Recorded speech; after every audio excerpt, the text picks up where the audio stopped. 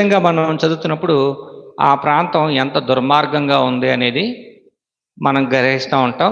అంత దుర్మార్గంగా ఉంది కాబట్టి దేవుడు ఆ ప్రాంతాన్ని దేంతోనండి అగ్ని గంధకాలతో కాల్చేసాడు.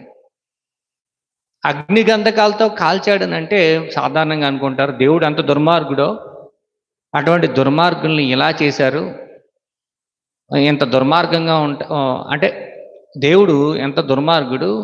పాత నిబంధన దేవుడు కొందరు అంటే దేవుని గురించి సరిగా అర్థం చేసుకోలేని వాళ్ళు ఏమంటున్నారంటే పాత నిబంధన దేవుడు చాలా క్రూరుడు, పాత నిబంధనలో దేవుడు క్రూరంగా ఉన్నాడు, చాలా మందిని దేవుడు చంపేశాడు అనుకుంటా ఉంటారు.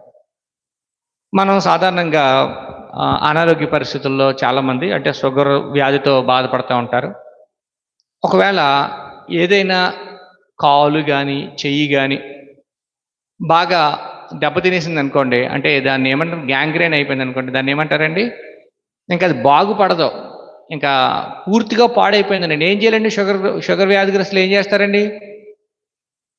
ఆ పార్ట్ తీసేయాలండి. తీయకపోతే అది నెమ్మదిగా శరీరంలో ఉన్న అన్ని అవయవాలకి పాకేసి మొత్తం మనిషినే చంపేస్తుంది, మనిషినే తినేస్తుంది, మనిషినే పూర్తిగా నాశనం చేస్తుంది. కాబట్టి సొదొమ గొమొర్రా అనే ప్రాంతం ఏదైతే ఉందో ఇంకా అది